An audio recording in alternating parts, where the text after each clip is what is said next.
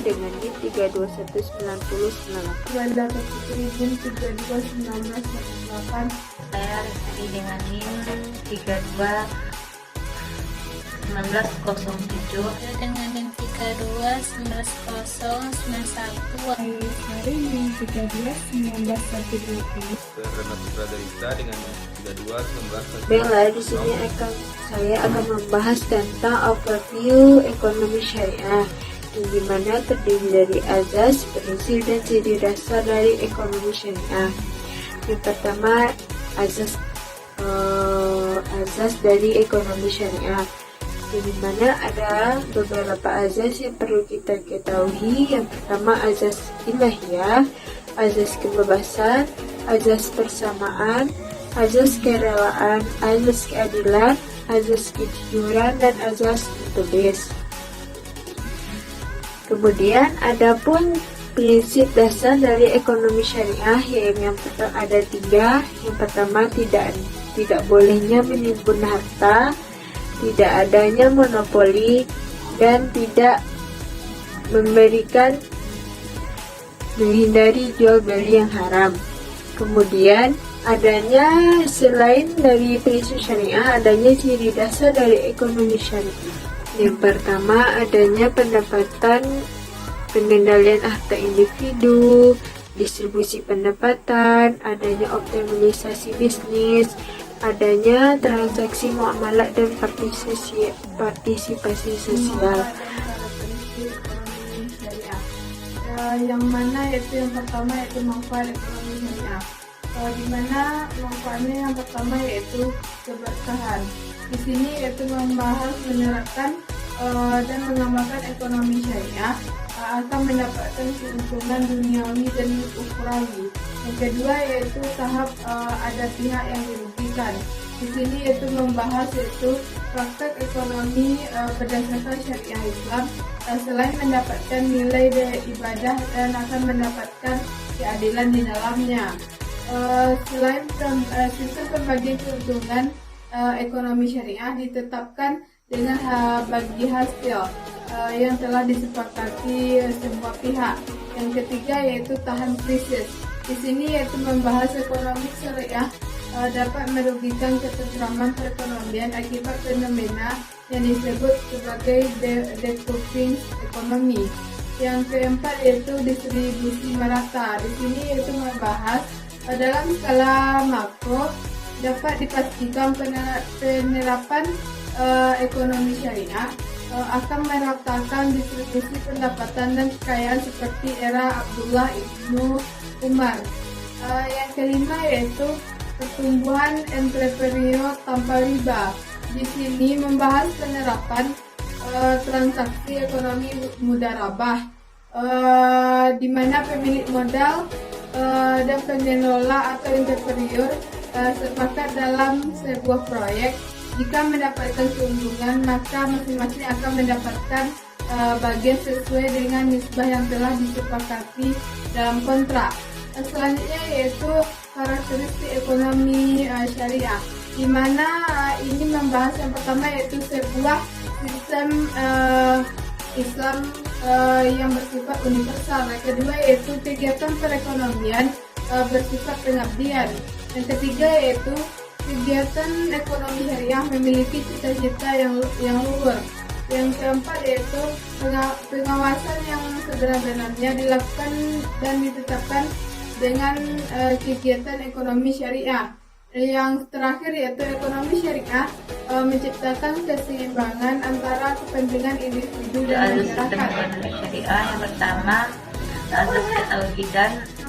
Dalam asas ekonomi Islam, asas ketauhidan adalah asas yang sangat mendasar bagi kelangsungan ekonomi, usaha keras, dan strategi manusia dalam ekonomi. Allah beringat bahwa hal tersebut Allah yang mengatur dan memberikan, semuanya bergantung kepada hukum sunnatullah. Yang kedua, azas kebermanfaatan. Azas sistem ekonomi Islam ini mengarahkan agar manusia senantiasa mendapatkan kebaikan, manfaat, keberuntungan, bukan justru mengarahkan kepada kebinasaan. Yang ketiga, asas keadilan. Keadilan Islam adalah manusia akan mendapatkan apa yang diikhtiarkannya, namun tidak melupakan orang-orang yang membutuhkan di sekitarnya. Yang keempat, azas orientasi sosial. Salah satu aspek yang membuat ekonomi Islam berorientasi pada sosial adalah aturan mengenai zakat, infak, dan sedekah bagi orang yang mampu. Yang terakhir, azas kemanusiaan.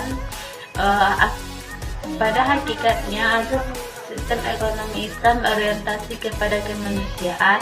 Hal ini dapat dilihat dari asnaf atau penerimaan zakat. Asnaf tersebut diberikan zakat agar mereka dapat melangsungkan kehidupan lebih baik sesuai dengan taraf Dan hidup. rasionalitas ekonomi syariah. Yang pertama yaitu konsep Muslim dikatakan rasional jika melakukan pembelanjaannya sesuai dengan kebutuhan dan kemampuan. Yang kedua yaitu konsep Muslim dikatakan rasional jika melakukan belanjanya itu tidak hanya untuk kepentingan di dunia tetapi untuk kepentingan jalan Allah.